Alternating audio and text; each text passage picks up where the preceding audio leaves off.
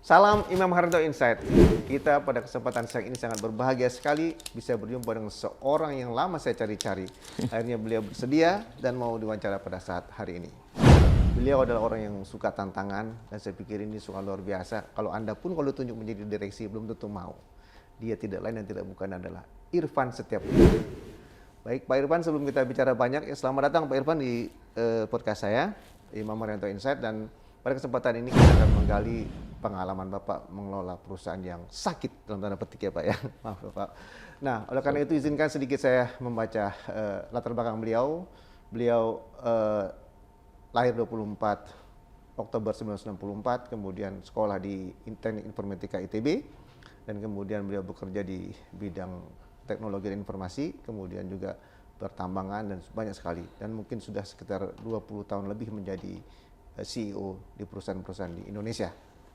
Dan pada tanggal 22 Januari 2000 ditunjuk menjadi 2020. 22 Januari 2020 menjadi Direktur Utama PT Garuda Indonesia pada saat itu dalam keadaan sakit. Nah, untuk itu kita akan banyak menggali. Namun demikian sebelum kita menggali peran beliau di perusahaan ini, lebih baik kita tanya dulu latar belakang beliau bagaimana. Nah, saya mau tanya nih Pak Irfan, terima kasih banyak sudah hadir di podcast ini. Dan pengalaman Bapak ini awal-awal sejak ada Bapak sekolah dari SD, SMA sampai perguruan tinggi. Pengalaman apa yang menjadi turning point sehingga Bapak punya kepribadian seperti sekarang? Bisa diceritakan nggak Pak? Waduh, ini pertanyaan agak sulit ya. Tapi gini, saya mau menjelaskan sedikit latar belakang saya. Kebetulan saya beruntung karena ayah saya kerja di Departemen Luar Negeri. Oh, gitu. Perlu, ya. Jadi dari umur 3 bulanan lah, saya sudah berkelana. Dan kebetulan ya karena mengikuti orang tua, ditugaskan waktu itu tahun 65 di Turki, kemudian 3 tahun balik ke sini, balik ke Indonesia lagi, terus kemudian ditugaskan ke Austria, kembali lagi ke Indonesia, habis itu ditugaskan ke Singapura, kembali lagi ke Indonesia. Jadi, dan setelah itu bapak saya jadi konjen di Kobe, Jepang, dan kemudian jadi dubes di Ethiopia. Ya, saya memutuskan untuk tidak ikut lagi. Jadi, kalau ditanya apa yang didapat dari situ, yang pertama adalah kalau bisa saya pada waktu itu memutuskan untuk kalaupun bekerja, jangan pindah-pindah, kasihan anak-anaknya. Salah satu yang paling berat dan walaupun akhirnya itu yang mungkin membentuk kepribadian maupun karakter saya dan keluarga, yaitu yang pertama, kita memang akhirnya nggak punya pilihan lain kecuali bisa beradaptasi. Karena kondisi kan dipaksa. Saya ingat sekali pada waktu, saya ingat waktu kita pindah ke Wina, Austria itu, kami dimasukkan ke sekolah publik di sana, berbahasa Jerman ya. Orang kita ngomong aja nggak ngerti gitu, jadi gurunya ngomong apa kita nggak tahu gitu kan. Yang saya tahu pelajaran satu-satunya adalah matematika. Yang kebetulan saya senang gitu kan, jadi ya itu. Dan yang cukup menarik, hari pertama sekolah itu ayah saya bilang nanti kalau udah selesai sekolah jam sekian kumpul di sini ya, nanti dijemput gitu kan. Ternyata bapak saya dipanggil rapat sama dubes ya. Jadi kita nunggu berdua sama kakak saya pegangan tangan kayak anak kampung di tengah ini, dikelilingin banyak orang, ini kan bingung semua. Ditanya kita nggak bisa jawab, ya baru berapa hari di Wina. Dan itu pengalaman yang pengalaman yang mengerikan pada waktu itu, tapi kalau kita flashback ya mungkin itulah yang membentuk kita mau tidak mau harus adaptasi ke lingkungan baru, dan kita 3 tahun sekali berubah lingkungan gitu kan. Yang kedua, dalam perjalanan itu saya menyadari bahwa nggak punya teman. Nggak punya kawan, teman banyak tapi nggak punya kawan gitu kan. Karena 3 tahun berpisah kan gitu. Jadi memang ketika untung bisa bersekolah dan kuliah di Bandung, ya salah satu yang ada di kepala saya ya saya mencoba berteman dan berkawan sebanyak mungkin, karena disitulah waktu pertama kali saya bisa benar-benar berkawan. Bukan berarti sebelum-sebelumnya nggak punya teman ya, yang sampai sekarang itu masih kontak gitu. Tapi kalau kawan itu kan lebih dari teman lah, lebih dari teman. Jadi mungkin itu yang membentuk kepribadian dan keberanian juga menghadapi situasi yang ada, karena rasanya pengalaman saya di pindah-pindah itu atau ke lingkungan-lingkungan baru kan kita juga ditinggal sama orang tua, karena mereka juga kan harus beradaptasi dengan lingkungan baru gitu. Belum cuaca yang nggak menguntungkan, dari tempat panas di Indonesia ke tempat dingin gitu kan, dan sebagainya. Jadi memang akhirnya pelajaran yang paling berharga ya adaptasi. Iya. Yang kedua, saya juga temukan bahwa ternyata orang Indonesia nggak goblok-goblok amat kok di luar negeri. Di beberapa, setelah bisa mengikuti pelajaran, berapa kali saya juga menang beberapa kompetisi gitu kan, dengan bule-bule di sana gitu kan. Jadi ya dari situ ya mungkin juga muncul kepercayaan diri yang mungkin kadang-kadang banyak orang menilai ini orang percaya dirinya kadang-kadang berlebihan gitu. Salah satu contoh kan, kita kadang-kadang kalau berhadapan dengan orang asing, terutama bule-bule itu kan, kemudian kita cukup agak takut ngomongnya gitu. Saya sih nggak punya masalah gitu kan. Iya, iya. Jadi itulah yang mungkin yang ngebentuk kepribadian atau karakter saya dan keluarga. Jadi kalau boleh saya garis bawahi, itu adaptability, kemampuan kecerdasan itu Bapak miliki. Kedua, Bapak selalu mau belajar dengan lingkungan baru, dengan siapapun. Karena nggak ada pilihan. Nggak ada pilihan ya. Karena nggak ada pilihan. Yang ketiga juga mau berani berkompetisi Ya. dengan lingkungan dimanapun berada, tidak takut dengan orang bule, orang manapun, sukanya siap untuk itu, dan artinya world class lah untuk bersaing dan berkompetisi. Kemudian yang keempat, Bapak selalu apa istilah saya itu adalah belajar komunikasi dengan lingkungannya dengan baik. Dan berkawan. Berkawan itu, karena ini adalah modal dasar untuk soft skill, keterampilan ini. Ya. Nah ini kemudian selama ini Pak bersekolah atau berpendidikan di luar itu tantangannya luar biasa berat. Betul. Ada pengalaman nggak yang kurang berkesan atau mungkin berkesan sama Bapak yang membuat Bapak terwejawantakan saat sekarang? Ya, ada satu pengalaman yang saya selalu cerita sama teman-teman pada waktu kita di Wina gitu kan ya. Yang pada waktu itu kita sebagai anak kecil sih santai aja gitu, nggak merasa ada apa-apa gitu kan. Tapi setelah diberitahu sama orang tua atau saya dalami di kemudian hari ketika makin dewasa, saya bilang wah agak ini juga ya, agak kelewatan juga saya waktu itu santai-santai aja gitu. Jadi salah satu contohnya itulah kebetulan pada saat itu di Austria itu melihat kita yang warna kulitnya nggak seperti mereka itu agak rasis gitu kan ya. Jadi saya nggak pernah bisa naik angkutan umum lah waktu itu, sering naik tram gitu di mana bisa duduk.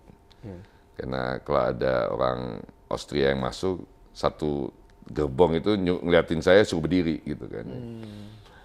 Yang kedua, kebetulan memang kalau pulang sekolah itu saya jalan kaki gitu kan, karena rumah dan sekolah nggak terlalu jauh gitu kan. Nah di dalam perjalanan di sebelah sekolah itu ada roti kue, ada toko roti yang jualan juga kue-kue. Jadi saya ada satu kue yang saya selalu senang, dan saya selalu pagi-pagi berangkat minta uang sama ibu saya karena mau beli roti itu untuk dalam perjalanan pulang ke rumah, kan udah mulai lapar ya gitu, sambil makan roti gitu kan. Yang banyak orang nggak tahu, akhirnya satu hari ayah saya tahu dan marah itu, ternyata saya nggak pernah bisa menunggu di dalam. Jadi sama tukang pemilik toko itu, saya harus di luar selama ada pelanggan yang lain. Ya kayak dianggap monyet di luar lah gitu kan. Nanti kalau semuanya sudah belanja, sudah kosong, baru monyet masuk, boleh gitu. Dan dia tahu yang saya beli apa dan saya bayar apa, dia tahu. Selalu karena setiap hari kok beli itu gitu kan. Ya saya sih santai aja, tapi pada waktu ayah saya tahu dan dia marah, dia menyatakan bahwa ini nggak fair, dan memang di dalam perjalanannya beliau memberitahu bahwa sebenarnya kita ini kan berbeda bangsa, berbeda ini kan bukan pilihan kita, berbeda agama kan itu kan jalannya masing-masing. Jadi memang dari kecil kita akhirnya diajarkan atau dididik bahwa menerima keberagaman sebagai sebuah barokah, sebagai berkah gitu kan ya.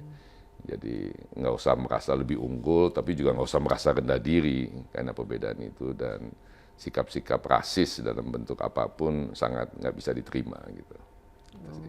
Ya luar biasa ini pengalaman itu. Jadi Anda bisa bayangkan, Mental tapi saya santai aja waktu itu dianggap monyet, nggak ada masalah, mungkin biasa aja kayaknya gitu kan. Tapi setelah saya pelajari, oh, walaupun akhir ini saya sempat punya kesempatan mengunjungi tempat itu lagi, walaupun toko kuenya sudah tidak ada, tapi nampaknya karena memang keterbukaan di dunia ini, akhirnya mereka juga kelihatannya juga sudah tidak rasis lagi lah di Vienna ya berarti. di Wina ya. Baik, luar biasa ini pengalaman dia.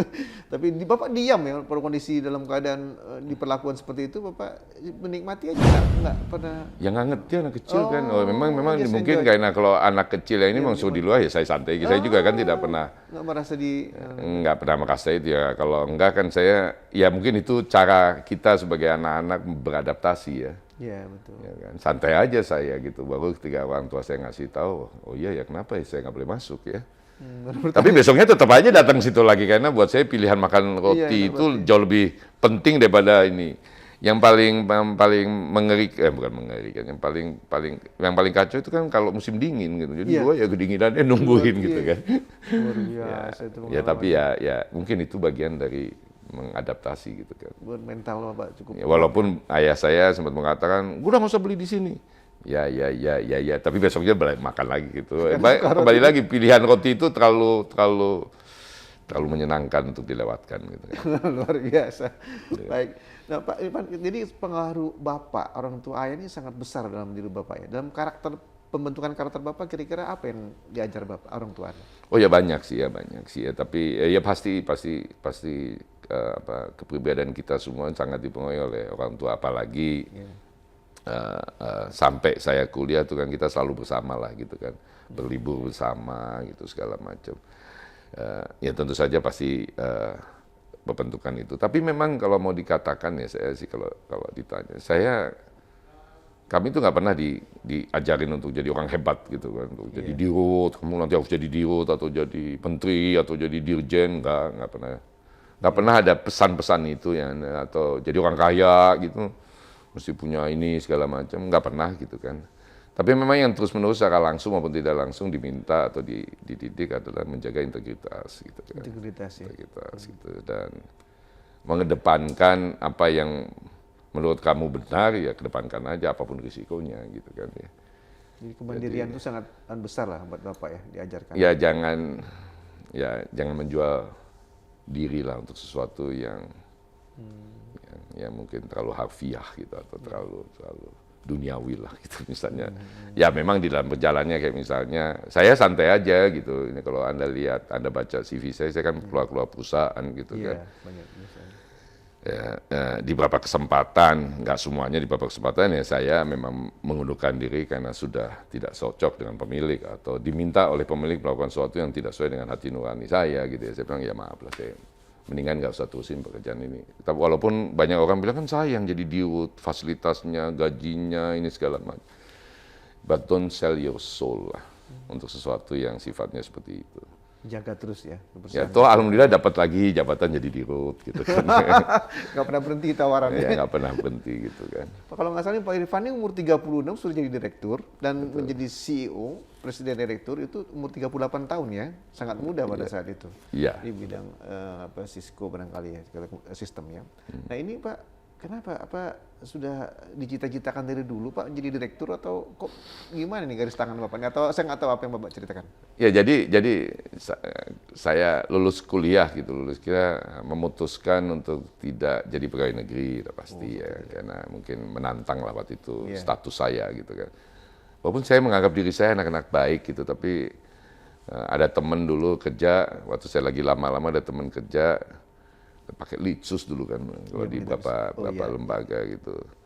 Terus dia keluar dari interviewnya ketemu saya, dia bilang, tadi gue ditanyain sama lewat litsus, lu kenal nggak sama ini gitu.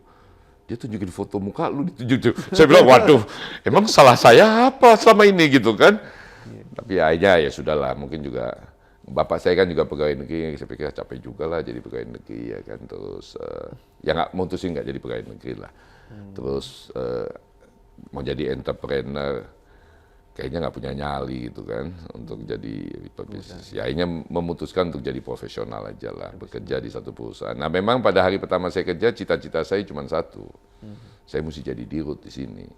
Jadi ketika nggak bisa jadi dirut atau kelamaan jadi dirut ya diskusi sama para senior, salah satu cara Anda kalau mau mencapai posisi nomor satu tuh ya garis lurus.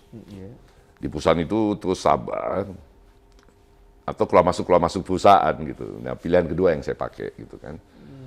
Ya kan, dan akhirnya kaget juga, oh mau semudah ini saya udah jadi direktur, apalagi kemudian mau 38 jadi dirut. Problemnya adalah memang secara mental, secara pengalaman mungkin sangat menantang mau semudah itu jadi direksi ya. Jadi memang balik lagi, saya kebetulan akhirnya merasa beruntung karena biasakan beradaptasi ya, jadi direktur ya sambil belajar gimana sih. Jadi hari pertama jadi direktur nggak ngerti juga yang namanya profit and loss gitu kan, cash flow. Lama-lama saya pikir saya kan nggak sekolahnya begini, tapi kok disuruh itu, terus suruh ngurusin anak buah, suruh mikirin kenaikan pangkat kan, dan segala macam, terus suruh bikin strategi, bikin budget, kan penting amat jadi direktur gitu kan misalnya kan. Tapi problem yang kedua adalah setelah jadi dirut, saya nggak bisa lagi menerima pekerjaan yang bukan dirut gitu kan. Problem kan itu kan, ya gitu kan. Jadi padahal umum masih termasuk relatif muda dibanding yang lain gitu ya. Jadi ya itu tantangan lah di dalam perjalanan karir gitu kan. Iya. Berarti Bapak lebih suka tantangan sebetulnya, maka Bapak pilih-pilih pindah-pindah itu? Sebenarnya kalau bisa sih kerja yang ada tantangan kan enak juga gitu, tapi nggak tahu dapatnya selalu begitu masuk kok menantang gitu kan. Ya mungkin udah jodoh lah, mungkin udah jodoh. Mungkin kalau perusahaan lagi bagus-bagus, pemilik nggak naksir orang seperti saya, tapi kalau perusahaan lagi ini nih, kayaknya anak ini boleh juga deh gitu kan. Coba ya. Bukan berarti saya suka tantangan, tapi ya kalau ada tantangan saya nggak menghindar itu aja. Gitu. Jadi jangan dipikir saya suka tantangan, nanti banyak tantangan dikasih ke saya. Kapan menikmati? Kapan ininya kan. Tapi kebetulan saya tidak pernah menghindar ada tantangan itu aja. Iya. Walaupun suka menyesal. Pak, mungkin ada moment of truth ya yang mempengaruhi sikap profesi kesuksesan Bapak dalam profesi ini. Moment of truth ya. Jadi saya jadi direktur di grup Lipo waktu itu, namanya Linknet ya. Terus habis itu ada ajakan untuk masuk ke Cisco sistem, jadi orang nomor 1 di Indonesia gitu. Wah, boleh juga. Habis itu setelah menjalani berapa tahun, kok lelah juga di perusahaan ini, karena waktu di Cisco saya termasuk klasifikasi the most surviving country manager. Jadi perusahaan itu cukup brutal dalam mereview performance seorang. Biasanya yang jadi pimpinan di negara di seluruh dunia itu mayoritas tuh berkisar 2-3 tahun gitu. Saya bisa 6 tahun lebih gitu kan. Jadi cukup dapat cap lah, dan sering dipanggil ke kantor pusat di Amerika, di San Jose, disuruh ngisi training para country manager baru di seluruh dunia gitu kan. Jadi bagaimana caranya bisa menjadi country manager yang survive di perusahaan seperti Cisco atau jadi CEO di masing-masing negara gitu kan. Jadi setelah itu kemudian memutuskan dapat tawaran ke BUMN. Agak maju mundur juga saya ke BUMN, waktu PT Inti ada itu yang di Bandung gitu. Tapi memang moment of truth pada waktu kejadian itu adalah bapak saya kebetulan masuk rumah sakit, lagi sakit parah gitu. Terus satu hari saya menengok, terus dia tanya kenapa pakai batik? Oh saya dipanggil Pak Menteri. Menteri apa? Saya cerita Pak Sofyan Jalil gini-gini. Kayaknya mau ditawarin di BUMN. Terus dia bilang udahlah kerja buat negara kamu, gimana sih? Kerja mampusan asing melulu gitu kan. Oh oke. Saya bilang oke. Ya sudah, terus ya menghadap Pak Menteri, ditawarin memang, terus ya saya terima. Begitu kembali ke rumah sakit, ternyata permintaan bapak saya itu adalah komunikasi terakhir, habis itu nggak bisa komunikasi lagi sampai akhirnya beliau meninggal gitu. Jadi poinnya ya itu ya mungkin udah jalannya lah gitu kan gitu sih. Jadi Tapi memang pada waktu itu ada sebuah kontemplasi tertentu, menurut saya waktu itu 45 kalau nggak salah. Ya. Saya ini mau ngapain lagi gitu kan. Ya sudah merasa jadi pimpinan perusahaan multinasional di Indonesia, terus ini ya kemudian banyak diskusi, banyak baca, terus ketemulah sesuatu yang mendefinisikan sebaiknya Anda fokus ke memberi arti daripada mengejar sukses. Beri arti daripada mengejar sukses. Itu dapatnya di mana tuh Pak? Ya ada diskusi sama beberapa teman saya, terus kemudian kegalauan saya lah. Saya sampaikan kegalauan saya dalam meniti karir ini. Saya merasa di dalam persimpangan jalan, mau meneruskan kerja di Cisco kah, atau mau keluar kemana gitu kan ya. Ya kan. Tapi akhirnya saya putuskan keluar dulu lah, habis itu sambil mikir jalan gitu, sambil istirahat gitu kan ya. Jadi saya mengalami pensiun pertama kali mau 45 gitu kan. 35, iya. 45 tahun. Pensiun itu artinya nggak punya kerjaan gitu kan. Iya. Ya kan. Disitulah kemudian bertemu dengan banyak teman, kemudian ada yang menyarankan membaca satu buku. Dia tidak menyarankan saya pindah kerja ini, tapi dia bilang, lu baca deh buku ini gitu kan. Ternyata buku itu sangat menarik. Buku itu mengajarkan atau memberitahu bahwa pada satu titik tertentu sebagai seorang profesional, Anda akan bertanya sebenarnya dalam diri hati Anda, dan kesempatan itu biasanya nanti kalau sudah pensiun, sudah selesai, sudah sendirian, sudah nggak ngapa-ngapain di rumah aja gitu ya, tenguk kalau orang Jawa bilang gitu, mungkin dan kan karena dalam kesendirian itu berdasarkan riset yang buku itu bikin, pada waktu kesendirian itu salah satu hal itu kita selalu mengorek-ngorek masa lalu kan, kemudian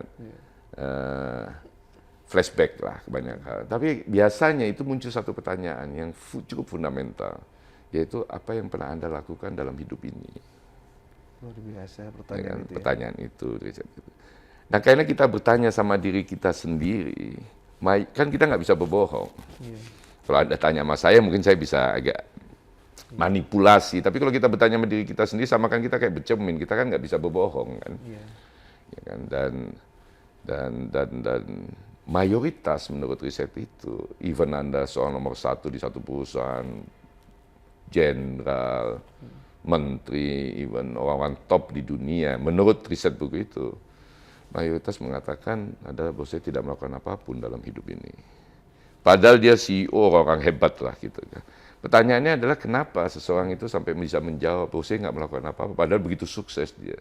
Ternyata ditemukan adalah bahwa dalam perjalanan hidup kita, atau dalam perjalanan hidup orang yang di riset ya, itu orang itu selalu ngejar sukses. Itu. Sukses dari satu sukses ke sukses lain, ke sukses lain, ke sukses lain. Dan komunitas kita kan embracing sukses kan itu. Di-embrace, oh Anda sukses. Ya kan, di-embrace gitu. Nah, ketika orang terus-menerus mengejar sukses, ketika satu hari dia sendiri dan menghadapi masa pensiun, masa hari tuanya, dan bertanya apa yang saya peroleh, apa yang saya lakukan dalam hidup ini, jawabannya mayoritas adalah saya nggak lakuin apa-apa. Karena yang saya lakukan adalah ngejar sukses kan. Iya. Oh, itu jawabannya. Jadi buku itu mengajarkan sebaiknya Anda shifting cara hidup Anda, cara berpikir Anda. Dari mengejar sukses menjadi memberi arti. Apapun itu, terhadap keluarga, terhadap lingkungan, terhadap perusahaan, dan segala macam. Dan buku itu memberitahu berdasarkan risetnya, dan ketika Anda memfokuskan diri memberi arti, jangan kaget bahwa Anda ternyata akan jadi jauh lebih sukses dibandingkan yang pernah Anda kejar. Gitu. Nah, disitulah kemudian saya mulai coba-coba berpikir memberi arti daripada mengejar sukses. Jadi kalau orang bertanya sama saya, Pak Ivan, bagaimana bisa sukses ini? Saya memang akhirnya mesti bicara bahwa ada kurun waktu di mana saya udah nggak ngejar lagi sukses. At least dalam hati saya, dalam pikiran saya ya.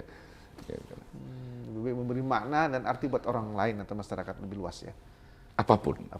Mungkin buat diri sendiri, buat keluarga, buat anak cucu, buat RT gitu kan, buat komunitas dan segala macam. Dan yang tahu definisi, silakan masing-masing definisikan sendiri.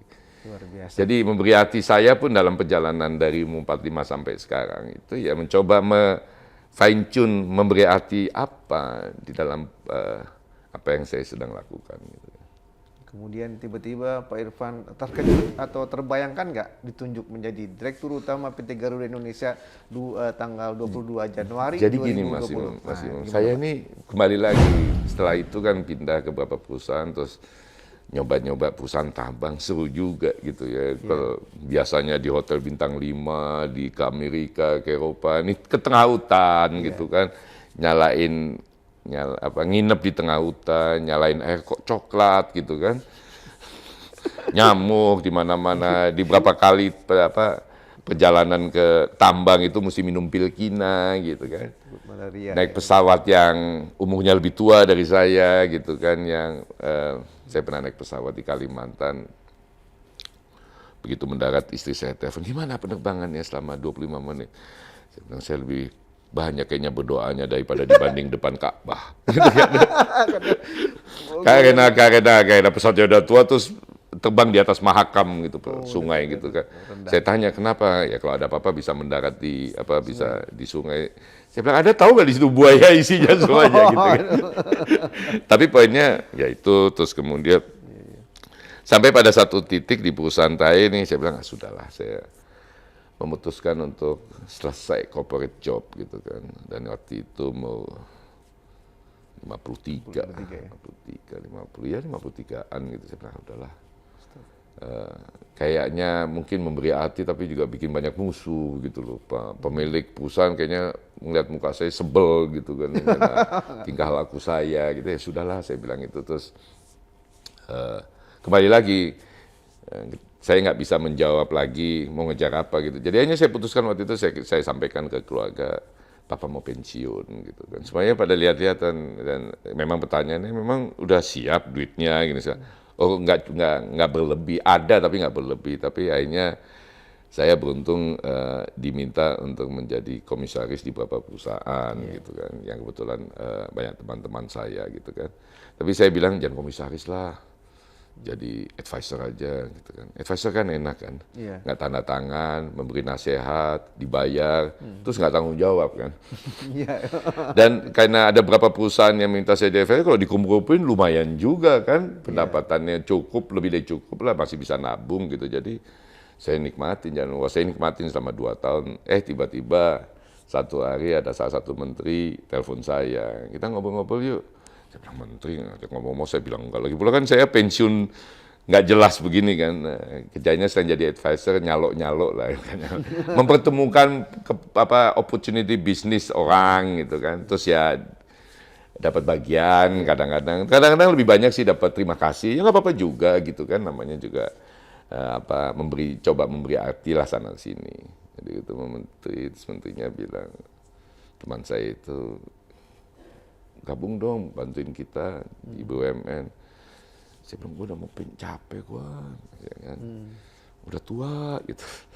Gak cocok lah saya gini-gini, saya bilang begitu-begitu kan. Jadi paksa-paksa sampai saya nggak ngotot sampai beliau marah gitu. Saya nggak tahu juga kenapa marah gitu kan. Tapi akhirnya saya bilang, ya kan saya balik lagi buat saya karena dulu pernah masa kecil nggak merasa punya teman gitu. Saya bilang buat saya kalau teman sudah minta saya melakukan sesuatu dan nggak ada salahnya, ya saya consider lah, saya cuma bilang gitu. Saya bilang gini deh, saya nggak kepengen kerja lagi, apalagi ke BUMN, nanti ribet ya kan. Pulang malam, kalau ada apa-apa masuk penjara gitu kan. Terus mesti ke DPR, aduh penting banget lah gitu kan. Risikonya juga. Ya kan. Saya nggak, terus dikasih tahu perusahaannya ini nggak penting lah buat saya. Dan bukan Garuda loh nama perusahaannya gitu kan. Saya bilang saya gini deh, saya pikir-pikir dulu, saya coba istikharah dulu deh gitu kan. Diskusi sama keluarga, oh iya take your time gitu ya. Saya bilang 1-2 hari. Ya memang udah 1-2 hari saya bilang oke deh saya ambil posisinya. Ya nanti lo ditelepon Pak Menteri untuk ketemuan, oh iya udah. Terus kasih tau, entar siap-siap nanti sore mau dipanggil Pak Menteri. Ya udah siap kan, saya udah pakai baju ketemu teman di beberapa tempat di kafe-kafe kan. Kantor saya di kafe-kafe kan, enak kan. Bisa ngopi terus, bisa ngerokok gitu. Udah pakai batik sampai yang pemilik kafe tuh, main pakai batik rapi gitu kan. Dia nggak tahu mau dipanggil Menteri, nggak dipanggil-panggil gitu kan. Sampai 2 kali saya bilang wah ini kayaknya nggak jadi, asik juga nggak jadi. Terus kebetulan saya dan keluarga ada rencana berlibur ke Eropa ya, terus kita beli. Di sana di telepon, di WhatsApp sama Pak Erik gitu. Saya cuma bilang sama beliau, Pak, saya lagi liburan, kalau Bapak memang membutuhkan saya datang, saya putus liburan, saya bilang, nggak usah, selesaikan aja liburan, nanti kita ketemu awal Januari aja. Beliau bilang, oke, baik Pak, baik Pak. Ketemulah awal Januari, beliau ngajak ngomong, ini segala macam. Karena pada dasarnya tadinya saya mau istirahat, saya bilang, Pak, saya punya rencana begini, saya ini nggak pinter-pinter amat. Pokoknya mencoba menegasi tawaran, dan menurut saya, Bapak nggak cocok lah nawarin saya kerjaan gitu kan. Tapi beliau kelihatannya mencoba terus meyakinkan, dan saya pikir kan masa soal menteri mendapatkan respon seperti saya menurut saya juga kan nggak pantas. Saya bilang, Pak, kalau memang Bapak ini saya siap membantu Bapak gitu kan. Saya bilang saya ini kan rakyat biasa, dipanggil menteri asal Bapak tahu aja, sekampung tahu saya mau dipanggil menteri gitu kan, saya bilang. Iya kan. Keluarga pada mendoakan supaya baik-baik aja, ketemu nggak dimarahin. Saya bilang, saya sampai bercanda-bercanda. Beliau juga ketawa-ketawa jauh. Ya, terima kasih Pak Ivan, kalau gitu pegang Garuda. Saya terkaget. Hah? Garuda? Lo yang waktu itu Pak Menteri ini ngomong, kalau itu kegampangan buat Pak Ivan. Ya sudah, the problem start, dan the challenge start gitu kan. Padahal dengernya lain, ditawarkan lain. Ya, tadinya ditawarin diajak ngomong yang lain, tapi pada waktu ketemu, saya pikir kan mau ditawarin yang itu, jadi waktu beliau tidak ngomong langsung, ya saya pikir ke situ, ya akhirnya saya oke, ternyata begitu. Tapi karena saya bilang saya siap membantu, ya beliau itu, saya kan nggak bisa tarik ucapan saya, seperti saya katakan tadi. Saya diajarin untuk, ya your word is your word gitu. Ya. Saya udah bilang bantu, kan saya nggak bisa nawar kan. Agak shock juga gitu kan. Bukan agak shock banget gitu kan. Padahal waktu itu kan Garuda ceritanya lagi lucu-lucu kan. Lagi lucu lah bahasanya. Bukan nggak sehat, saya bilang lagi lucu lah, lagi lucu ya. Ya sempat deg-degan juga berapa hari, tapi ya sudah. Ya berapa kali ketemu, diskusi, ya sudah. Ya, kalau Anda bilang, Anda menjawab tantangan, orang yang senang tantangan, bukan ya. Tapi kalau ada tantangan ya tak menghindar lah gitu kan. Ya terus habis itu ya dalam perjalanan sebelum diketok palu ya bismillah aja gitu kan. Sambil belajar sana sini, sambil kau kepala, nggak ngerti juga kan. Saya kan nggak pernah pegang airlines kan. Iya betul. Tapi saya yakin sekali pada waktu itu, masa sih nggak bisa, mestinya banyak orang yang bisa bantu saya, dan mestinya ada pengalaman ya yang saya bisa bawa. Jadi ceritanya masuk itu. Sebenarnya problem perusahaan ini pada waktu itu sih ya problem lah. Saya mau dibilang sehat nggak enak lah ngomongnya, tapi ada masalah perusahaan ini gitu kan. Dan biasa sebagai dirut ya kita petakan, terus kita cari solusi kan. Lagi proses memetakan dan mencari solusi, tiba-tiba COVID. Oh iya, 20 betul. Nah ya udah. Saat itu sudah wassalam ini kan. Tambah berat lagi. Kemudian berat lagi. Bapak santai aja, rileks aja ngadepi, maksudnya situasinya begitu ditambah COVID. Anda mau jawaban terus terang? Ya. Saya juga nggak ngerti bahwa persoalannya ternyata besar. Saya pikir santai-santai aja lah, COVID bentar lagi lah lewat. Bentar lagi orang terbang lah gitu kan.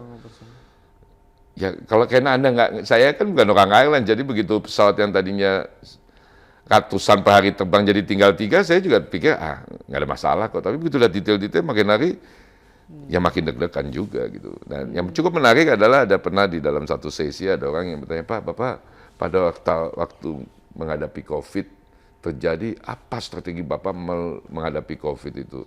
Dan bagaimana Bapak mengukur keberhasilan strategi Bapak? Dan bagaimana Bapak menutupi gap dari kenyataan yang terjadi sama strategi yang Bapak bikin? Saya lihat orang yang bertanya, saya bilang, waktu COVID aja, gak ada strategi, orang nggak ngerti masalahnya lagi, ada masalah apa gitu kan. Tapi memang akhirnya saya pribadi beruntung, karena kita kebetulan punya tim direksi yang kompak ya. Kompak, dan memang akhirnya di situ sambil menghadapi COVID, sambil mempelajari banyak hal mengenai penerbangan, dan memang banyak ternyaknya gitu, sesak napas juga ngelihatnya, dengarnya begitu, dan waduh, makin hari bukannya makin ringan jadi makin waduh, karena kan akhirnya memahami, terus melihat magnitude problem yang dimunculkan oleh COVID. Nah, COVID ini khususnya buat Garuda ini kayak semacam kotak Pandora. Ya, COVID ini membuka semua masalah di Garuda dengan terang benderang gitu kan. Oh, ada apa disguise dalam blessing in disguise lah. Ya blessing in disguise untuk terbukalah semua Iya, masalah benar. yang Iya. yang jadi yang ada di publik sebelum-sebelumnya itu masalah kecil sebenarnya, masalah ada banyak sekali masalah yang perlu ditangani di Garuda gitu. Dan kalau ditanya Pak Ivan hebat juga ya, sebenarnya nggak tahu hebat apa enggak gitu ya, tapi ya beruntung juga. Coba masalah itu nggak ada COVID ya babak belur juga kan. Lebih banyak, iya betul. Ya jadi antara kotak Pandora yang membuka semua masalah, terus juga kemudian situasi COVID yang semua pihak, semua stakeholder berusaha sama-sama menyelesaikan masalah. Nggak gampang memang, sampai akhirnya bisa selesai di pertengahan 2022 ya. Jadi hampir 2 tahun sakit perutnya, kurang tidurnya, Iya. dan segala macamnya. Luar biasa 2 tahun prestasi itu dari, maaf ya, waktu itu terancam bangkrut, malah bisa survive lagi. Oh bukan terancam, sudah technically Iya. bankrupt. Iya, iya, bahasa saya, maaf, saya nggak Jadi berani, nggak berani bilang tuh begitu. Jadi Kan orang awam dari lah. mulai COVID tuh ya kalau mau diaku ya kita apa aja nggak kita bayar kecuali karyawan gitu kan ya. Gitu sih. Jadi Oh, biasa. Terus apa yang membuat Bapak nggak mau menyerah ngadepin situasi saat itu? Mungkin banyak sulit, Bapak tahu bos buka titik Pandora juga mungkin, justru Bapak nggak menyerah nih, apa rahasianya atau gimana? siapa bilang nggak menyerah saya? Justru mau tanya kan. Saya saya di satu sesi pada bicara begitu aja terus meledak kemana-mana. Saya sampai menyampaikan bahwa saya kepengen resign sebenarnya. Sempat ada terpikir, Oh sempat 138 kali. Masya Allah. Sering banget saya pengen. Sebenarnya sering banget gitu loh. Kalau boleh dibilang hampir setiap Jumat gitu kan. Hampir Jumat. Gitu. Gini, jadi yang problemnya tuh kalau dilihat di media atau dibaca, problemnya besar ya. Tapi kan persoalannya kan Anda ngalamin gitu kan ya. Ngalamin terus kemudian bukan biasa ya. Kalau ada problem ini kita kan mesti lihat komprehensif. Ada 2 yang selalu kita mesti lihat kalau lagi ngadepin situasi seperti ini. Bagaimana Anda bisa lewatin ini? Itu yang pertama. Tapi begitu ini lewat, bagaimana menjadi sebuah perusahaan yang posisinya lebih baik dibandingkan sebelum kejadian ini kan? Iya. Dan kan nggak gampang, kita punya karyawan, dana yang masuk sedikit, hutang makin menumpuk, ancaman-ancaman segala macam, kita datang ke pemerintah, ada yang mendukung, ada yang nggak mendukung, waduh, ke DPR, kalau bisa lihat di file-filenya kan ditunjuk-tunjuk gitu, kok pilihan ini yang Anda ambil gitu, aduh saya bilang, ya sudah pengen resign sering sekali. Kadang-kadang nggak bilang sama keluarga, Papa mau resign Senin. Terus habis itu mikir nggak jadi gitu kan. Nah kalau ditanya misalnya kenapa akhirnya bertahan atau Iya. ya memang setiap kali mau resign, setiap mau keluar, setiap kali mikir gue nggak sanggup deh gitu kan. Yang kepikir memang akhirnya kan cuma 2 gitu kan. Pertanyaan yang pertama adalah kenapa saya yang ditaruh di sini ya? Kenapa nggak orang-orang hebat-hebat yang lulusan sekolah hebat-hebat lah, Harvard, MIT, saya kan kuliah di Bandung lagi pula. Sekolahnya lama, IP-nya juga rendah gitu kan. Di tingkat kecerdasan kan nggak ada apa-apanya saya gitu kan. Kenapa saya yang di sini ya? Ya kalau kayak gitu kan normal ya, biasanya kita kemudian lebih mendekatkan diri lah sama keluarga, sama yang di atas gitu. Kenapa saya ya? Kenapa bukan si ini, bukan sini? Dulu kan pernah ada nama Pak Yonan kan hebat lah. Iya. Atau Bu Susi gitu kan, atau siapalah nama-namanya. Kenapa bukan dia waktu itu yang jadi dirut di sini ya, dan bisa nanganin perusahaan ini? Jangan-jangan Tuhan emang punya apa ya, punya maksud lain dengan si Irfan yang di sini, bukan yang lebih hebat gitu kan. Waktu itu bertanyanya begitulah saya. Dan jawaban yang saya membuat saya, bertahan, pasti Gusti Allah pasti punya maksud sendiri dan cuma saya yang bisa di sini gitu kan. Nah yang kedua yang lebih banyak sih kan, kita mesti percaya nggak pernah ada cobaan yang diberikan kepada kita yang nggak bisa kita lewatin gitu kan. Ya pengalaman hidup saya menyatakan memang semua cobaan yang diberikan kepada kita pasti bisa kita lewatin gitu. Walaupun waktu ngadepin cobaan juga agak babak belur ya kan, baik itu kehidupan pribadi maupun profesional career gitu kan. Nah, jadi nggak jadi lagi, bertahan lagi gitu. Terus nggak ada kemudian, resign lagi gitu kan. Jadi, ya saya juga manusia biasa yang punya limit kan. Dan limitnya itu berapa kali kelewat gitu. Kalau limit bertahannya itu berapa kali kelewat gitu loh. Dan kalau udah kelewat gini kan, ya manusia biasa juga, mau udahlah gitu kan. Toh saya nggak cari, saya bukan minta-minta pekerjaan ini, tapi balik lagi juga. Apa saya kalau keluar ini, saya pengen dicatat dalam sejarah Garuda sebagai orang yang meninggalkan perusahaan yang lagi susah. Nggak jadi lagi gitu loh. Jadi banyak sekali ada faktor psikologis, emosional, bukan perhitungan rasional, saya bisa gitu, enggak loh ya. Apalagi restrukturisasi atau penyelesaian yang kita lakukan ini kan, setelah saya tanya sana sini, ternyata adalah restrukturisasi hutang paling besar di Republik ini kan. Agak juga, waduh, gimana caranya gitu kan. Untungnya banyak yang bantu, teman-teman direksi kita kompak, dan di ruangan kita di lantai 3 ini udah nggak ada batas gitu. Jadi ya kalau kemudian ada orang yang sudah pada level stres tertentu, ya kita biarin aja gitu kan. Jadi semua saling paham lah, mudah-mudahan nih. Saya sih ngeliatnya teman-teman kalau saya lagi angot gitu paham, bahwa kemudian saya naik darah gitu-gitu. Ya, mudah-mudahan sih. Kelihatannya sih paham, diem aja soalnya kan. Apa karena saya dirut jadi diem aja gitu kan. Tapi maksud saya, ya kita punya batas, dan batas itu terlewat berapa kali. Batas itu berapa kali saya nggak tahan, tapi kemudian memang akhirnya bisa lewat itu. Mungkin pertanyaan selanjutnya, tapi sebelum Anda bertanya, saya langsungkan aja. Memang kayaknya kan kemudian what lesson learn kan. Ya, apa pelajaran yang Bapak dapatkan? Jadi gini, merestrukturisasi perusahaan, itu ilmunya banyak. Anda bisa buka buku, Anda bisa panggil konsultan, dan kebetulan kita pakai konsultan yang klasifikasinya dunia ya. Mahal, tapi klasifikasinya memang dunia. Karena kita tahu nggak ada point of return kalau kita nyoba-nyoba konsultan macam-macam. Gitu kan. Jadi kita dibantu banyak konsultan ini, teman-teman juga di perusahaan ini gila-gila kerjanya gitu, yang nggak terlibat di restrukturisasi, para pilot terbangin pesawat. Kan Anda pada waktu zaman-zaman itu kan nggak pernah naik Garuda terus pilotnya karena dipotong gaji sama Ivan terus pesawatnya digoyang-goyangin kan, enggak kan gitu kan. Terus para awak kabin tetap melayani dengan sebaik-baiknya gitu kan. Saya juga kagum juga gitu. Tapi apa sih lesson learned dari itu? Banyak hal bisa dibayar, dibeli, bisa dicari gitu. Tapi ada beberapa hal memang yang setelah lewat proses ini, saya diskusi sama teman direksi, ngobrol-ngobrol, saya diskusi sama teman-teman di luar, cerita. Karena saya tahu posisi one day orang akan nanya sama kita, what is the lesson learned?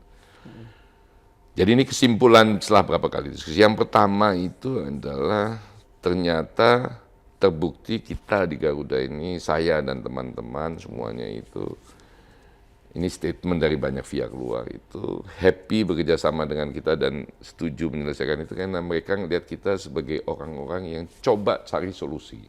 Bukan saya maunya begini, bukan saya maunya gini gitu kan. Kan itu banyak negosiasi nih kan.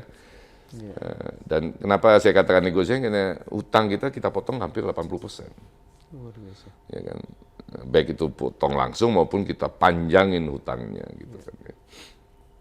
Nah, itu apa konsepnya ribet, bisa dipelajari, tapi memang filosofinya adalah bahwa hutang kita dipotong, di recovery 20 sen lah istilahnya ya, modelnya macam-macam. Yang kedua, kita berhasil menurunkan sewa pesawat secara drastis hampir lebih dari 50%. Luar biasa. Kenapa itu mesti kita lakukan? Karena saya sampaikan ke teman-teman bahwa nggak ada gunanya kita bisa merestrukturisasi hutang kalau cost structure kita nggak berubah. Selama proses 2 tahun itu kita juga mesti melepas hampir lebih dari 40% karyawan kita, 3.000 lebih karyawan kita.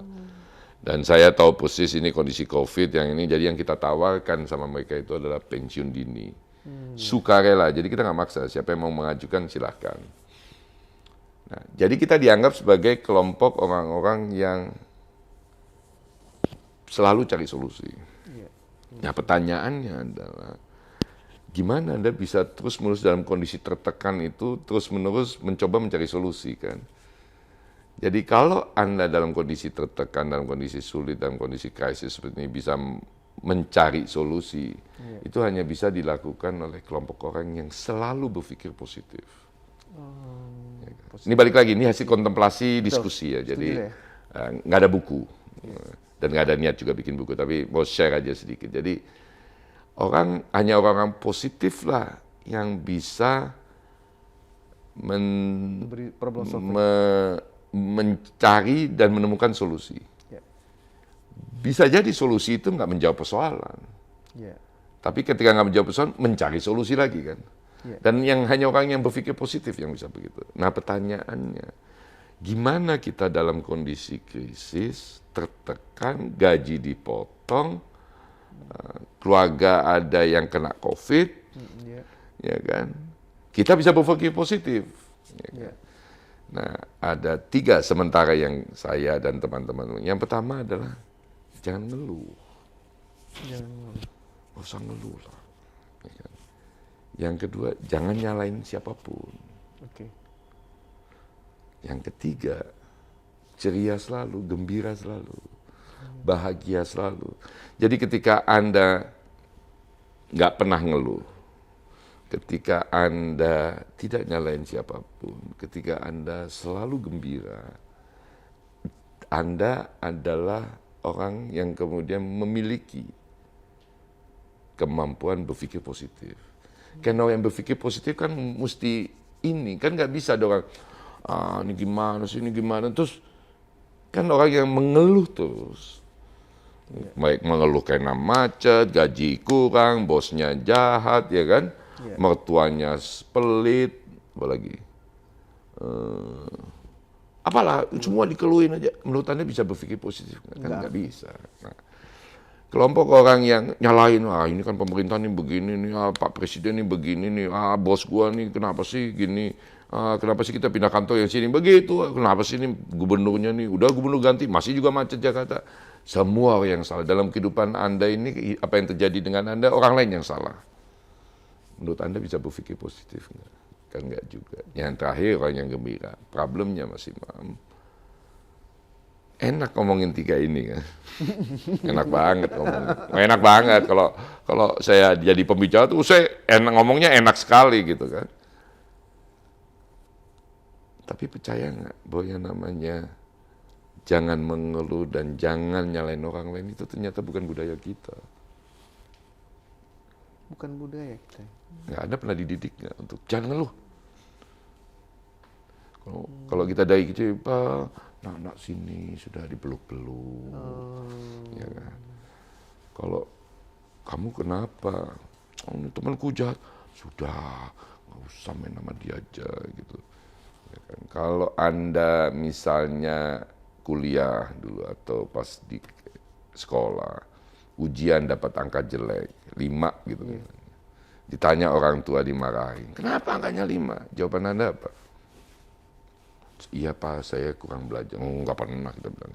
Yang kita jawab adalah, dosennya jahat. Iya. Masa kita diajarin ini, ujian yang keluar ini? Iya. Kan nggak bisa Pak, gitu kan. Nah, saya di banyak forum bilang, kalau para perempuan ini saya bilang, dosennya tuh iri, nggak lebih cantik. Oh itu orang yang sangat terus kan. Yes, betul. Ya kan? Sama juga saya kalau ngomong sama para mahasiswa. Anda diputus pacar Anda cari perempuan yang lebih cantik, terus Anda nyalain dia. Iya. Nah ketika kita nyalahin orang lain, kita ngomong sama komunitas kita, sama orang tua kita, pasti didukung. Iya. Ya kan? Kita punya masalah, kita ceritakan, dan kita salahkan orang lain, kita ngomongin depan teman-teman, kita pasti didukung. Kita diputus pacar gitu, kita ngomong, semua teman-teman kita bilang pasti pasak lu jahat. Padahal misalnya, seorang perempuan diputus pacar sama laki-laki. Laki-laki tersebut pacaran yang lebih cantik. Kan bukan laki-laki itu yang jahat. Andanya yang jelek. Kenapa Anda nyalain laki-laki yang jahat, ya kan? Betul. Kalau Anda dapat angka 5 ujian, terus Anda salahkan dosen atau gurunya, Anda akan belajar nggak? Iya. Enggak kan? Enggak. Enggak akan belajar. Problemnya di bangsa kita ini, keluh kesah dan nyalain orang, itu budaya yang kita bangun. Dan nggak gampang kita ngajak itu. Betul. Jadi the biggest struggle kita, atau fight kita selama proses ini, kalau saya boleh kontemplasi lihat ke belakang, itu nahan berkeluh. Iya. Ya beberapa teman-teman itu kita nggak pernah dengar di rapat direksi,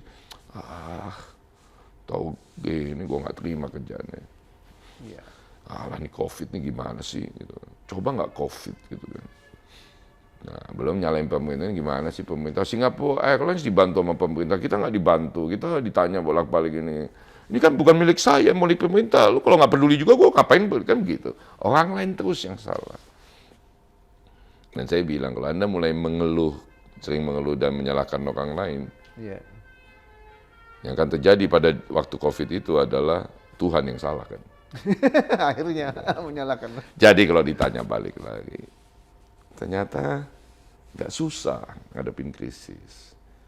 Orang kita di Garuda aja, kenapa saya berani ngomong begini? Karena saya memimpin perusahaan dalam kondisi krisis, restrukturisasi perusahaan yang bangkrut, technically bankrupt, sudah nggak mungkin bisa diselamatkan, hutangnya 140 triliun, berhasil melewati restrukturisasi hutang, didukung sama 97 kreditur semuanya, berhasil ngurangin ini. Kenapa? Ya karena kita nggak ngeluh, karena kita nggak pernah nyalain siapapun, karena kita selalu ceria, makanya kita positif, kita punya solusi. Luar biasa. Hari ini ngomongnya gampang gitu. Artinya kalau, dan saya share ke teman-teman di Garuda, saya juga di beberapa event saya ngomong, kalau kita di Garuda dia bisa nanganin begini, mestinya dengan 3 sikap itu, kemudian bisa membuat Anda positif dan mencari solusi, mesti Anda bisa terapkan di seluruh krisis dalam kehidupan Anda. Luar biasa. Ternyata itu Mestinya ya. Ya kita terus diskusi, jangan-jangan nanti ada poin keempat, gitu kan siapa. Iya, iya. Tapi ya akhirnya kan kembali lagi ke tadi pertanyaan awal. Memberi arti kan jauh lebih meaningful gitu kan. Bahwa kemudian kalau Anda tanya, wah Pak Ivan sukses di Garuda segala macam, kan nggak pernah kebayang juga dalam karir saya bisa jadi di Rut Garuda terus bisa menyelesaikan beginian kan. Nggak pernah kebayang gitu kan. Betul, betul. Dan nggak mungkin juga saya jadi di Rut Garuda dengan latar belakang saya yang nggak jelas gitu misalnya kan. Nah, di IT, di tambang, terus pegang airlines gitu loh. Kalau di konteskan terbuka mungkin sama beberapa orang yang lebih punya pengalaman di airlines, pasti saya kalah kan. Itu sih jadi. Luar biasa. Jadi ternyata akhirnya soft skill juga, kemampuan problem solving, tidak menyalahkan orang lain, dan juga tidak berkeluh kesah, tetap ceria dan semangat. Luar biasa.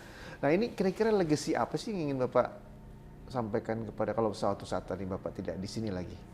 Apa yang ingin Bapak sampaikan kepada Garuda?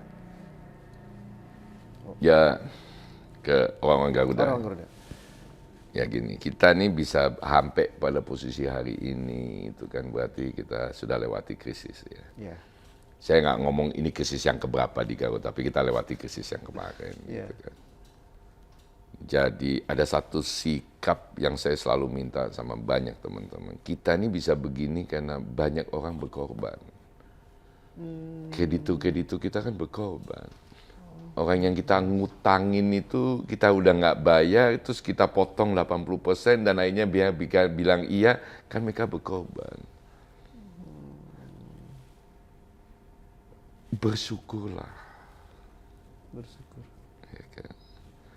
Dan di balik rasa bersyukur itu, jangan sia-siakan pengorbanan orang. Karena saya bisa tetap berdiri di sini, jadi dirut, dapat gaji, dapat ini, kan banyak orang berkorban. Kan? Ya kita mesti memulai ini semua setiap hari dengan rasa bersyukur dan menyatakan bahwa kita nggak mau sia-siakan pengorbanan orang. Yang saya maksud dengan pengorbanan orang, dan banyak perusahaan sampai 140 triliun kita punya utang itu. Itu kan gila-gilaan. Kan? Ini kan ada orang yang bekerja, dapat proyek dari Garuda, dan saya kasih tahu Mas Imam ya, kita punya satu kreditur yang ngejain proyek di Garuda, kita nggak bayar, padahal pada waktu dia ngejain proyek itu, dia ngutang ke bank. Masya Allah. Ya. Pada waktu dia ngutang ke bank, dia agunkan rumahnya.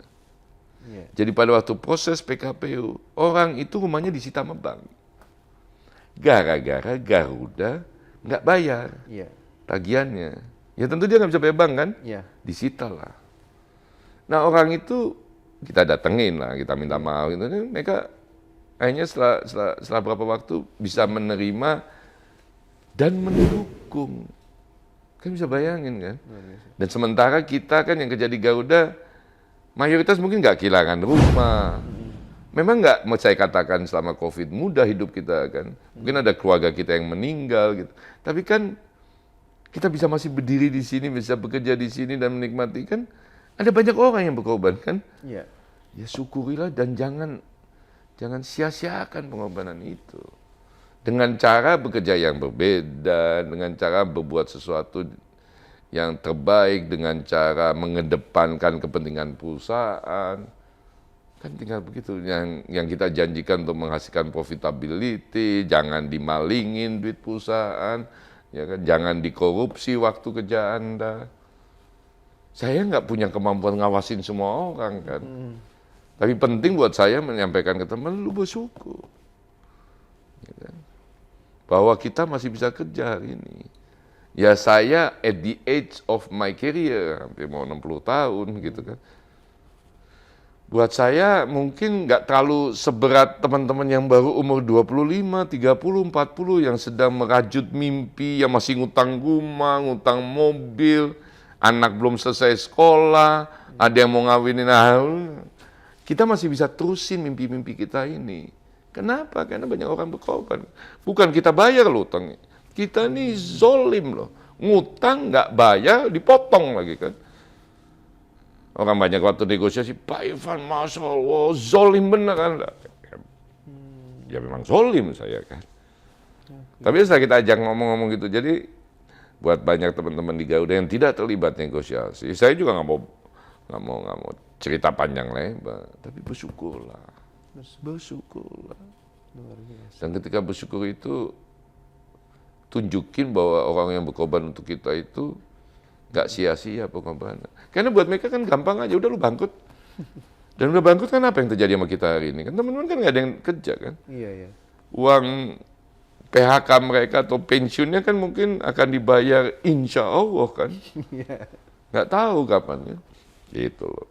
Nah kalau memang di dalam perjalanan selama berapa bulan ini ada sikap-sikap tidak bersyukur, memang saya marah besar. Gitu.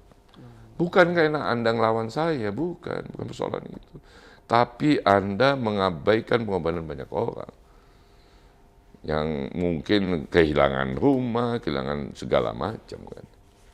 Dan kenapa mereka kemudian membela Garuda, mendukung proposal? Karena mungkin nama besar Garuda ini membanggakan, dan mereka pengen ngelihat Garuda terbang lagi. Jangan dianggap kita start from zero loh. Ini ada hutang sejarah kita nggak bisa kita abaikan. Belum pemerintah yang turun tangan gitu. Ya, pemerintah kan juga lu kalau ini pesta-pesta, kalau susah datang ke gua minta duit dan triliunan gitu kan. Jadi waktu awal-awal COVID, waktu saya bicara sama pemerintah, ada salah satu teman menteri bilang, dia bilang, Van, ya bos, ini kan bukan perusahaan gue, ini perusahaan pemerintah. Ini kalau perusahaan bangkrut, masalah, pemerintah juga jadi bos. Dia cerita panjang lebar. Terus airlines lain itu didukung sama pemerintah segala macam. Terus dia senyum-senyum, dia bilang, Van, kalau saya punya 50 triliun, hari ini pemerintah Republik Indonesia punya, dihadapkan pada dua pilihan. Pertama, menyelamatkan Garuda supaya lu orang bisa dapat gaji penuh, ya kan? Supaya pesawat lu bisa diperbaiki terus-menerus, supaya lu nggak galau, cicilan lu karyawan dan Anda ke bank itu. Jadi saya kasih 50 triliun ke Anda. Atau pilihan yang kedua, apa bos? Saya bangun rumah sakit, nambah kamar, datengin APD buat menyelamatkan rakyat Indonesia. Banyak kasus saya datengin. Menurut Anda pilihan mana? Udah bos, lupain Garuda. Ya kan? Kita kan juga mesti realistik gitu kan. Pada saat itu ada yang jauh lebih penting daripada menyelamatkan Garuda. Bahwa kemudian akhirnya Pak Presiden beserta tim, beserta teman-teman menteri-menteri segala macam memutuskan menyelamatkan Garuda, dan di DPR juga didukung, kan kita mesti bersyukur. Ya banyak orang yang bilang, wah itu karena Irfan jago gini, sudahlah. Itu kan tugas saya, memang tugas saya meyakinkan kan, bahwa saya berhasil meyakinkan kan orang lihat di ujung, kan orang nggak ada yang nanya pada waktu sampai dibilang, oke Garuda kita diselamatkan, maki-makian terhadap saya, ini kan sudahlah gitu kan. Yang kan nggak perlu besar-besarkan juga kan. Tapi yang jelas negara juga berkorban 7,5 T loh. Ya kan? Kita nggak pernah bayar dividen. Lagi susah bayar lagi, minta duit lagi pemilik, terus dan kita datang ya kan Bapak pemilik, ya kalau enggak Bapak yang rugi, kan nggak begitu juga cerita. Itu sih, jadi kalau Anda tanya itu, yang harapan saya kemudian adalah bahwa kita bersiap selalu setiap saat sebagai sebuah perusahaan kalau sejenis COVID ini muncul lagi. Bentuknya apa? Sejenis, saya bilang sejenis COVID ya. Kenapa? Karena sejenis COVID ini yang mengakibatkan mobilisasi manusia itu berhenti. Iya. Kalau mobilisasi manusia, pergerakan manusia berhenti, ya nggak ada yang naik pesawat kan. Betul. Kalau nggak ada yang naik pesawat, dapat duit dari mana kita? Nah, artinya kan kita mesti punya persiapan yang jauh lebih matang kalau kondisi itu muncul lagi. Baik, luar biasa. Karena kalau tidak, sama aja kayak kemarin kan, pesta pora begitu COVID, Pak Presiden minta tolong. Gitu Pak. Betul. Pak Irfan, kalau gitu kan Bapak ini kan dianggap CEO bertangan dingin, sukses menangani perusahaan yang sakit. Nah ini apakah sebuah komplimen atau beban buat Bapak? Ya saya kalau dibilang gitu terserah lah. Terserah gitu aja kan. lah ya. Buktinya tangan saya panas. Buktinya mana? Ya saya cuma begini deh ya. Ya mungkin nasib, mungkin keberuntungan saya diberi kesempatan menangani Garuda. Kalau saya waktu jalanin saya bilang kenapa nasib gue jelek banget gitu kan. Tapi setelah melewati ini ya tentu saja saya bersyukur bahwa kemudian mungkin nggak banyak orang di Republik ini yang diberi kesempatan gitu kan. Bahwa bisa dilewati, alhamdulillah. Bahwa kemudian diperlakukan, dianggap ini ya terserah lah. Bukan itu kok yang saya kejar waktu kita melakukan ini. Yang saya dan teman-teman direksi coba kejar pada waktu itu kan. Mau nyelamatin Garuda karena ini heritage bangsa, ya kan, ini bulan Januari nanti kita 75 tahun, ya kan, jadi itu jauh lebih penting, itu jauh lebih penting. Bahwa kalau itu muncul istilah-istilah gitu ya terima kasih, tapi buat saya yang lebih penting Garuda selamat. Selamat ya. Pak Irfan ada pesan nggak nih buat penonton podcast saya? Silakan. Pesan apa yang pengalaman? Saya sih kalau cerita kita ngadepin main COVID, restrukturisasi itu kayak cerita waktu dulu kuliah di Posma ya. Seneng ceritain itu. Tapi suruh ngulangin lagi nggak mau. Itu yang pertama. Yang kedua tentu saja saya berharap nggak ada lagi di Rut Garuda yang perlu menghadapi masalah seperti saya karena it's bloody tough. Nggak mudah. Ya buktinya saya berulang kali kalau nggak mau lebih spesifik 138 kali mundur. Karena saya bukan orang yang tipikal enteng mau ini, tapi memang bebannya minta ampun, nauzubillah minta ampun gitu kan. Ya. Bahwa bisa dilewati ya beruntung punya keluarga yang selalu mendukung, beruntung punya teman-teman yang selalu bersama dan mencari solusi dan selalu ngingetin gitu. Yang ketiga ya biasa kalau podcast gini buat mereka yang dengerin mudah-mudahan bermanfaat ya kan. Kalau bermanfaat ya pastikan Anda naik Garuda. Ya, naik Garuda. Karena kalau Anda merasa diskusi kita didengerin bermanfaat terus nggak naik Garuda kelewatan amat lo gitu kan. Siapa? Ya kan. Apa pengalaman dapat tapi nggak mau balikin ke Garuda. Saya nggak minta apa-apa tapi pastikan bisa sering naik Garuda. Kalau ada yang nggak nyaman tolong kita dikasih tahu supaya bisa kita perbaiki. Toh Garuda ini bukan milik saya, ini milik kita bersama gitu kan. Jadi penting untuk kita mempertahankan Garuda ini menjadi salah satu perusahaan yang terbaik yang ada di Indonesia. Demikian. Demikianlah kata penutup dari Bapak Irfan Setia Putra selaku Presiden Direktur Garuda Indonesia. Kembali ke Garuda, mari kita naik Garuda. Garuda, sukses selalu buat Garuda dan seluruh karyawannya. Selalu pandai bersyukur. Terima kasih atas perhatian Anda. Salam Imam Maroto Insight. Terima kasih Pak Irfan. Terima kasih.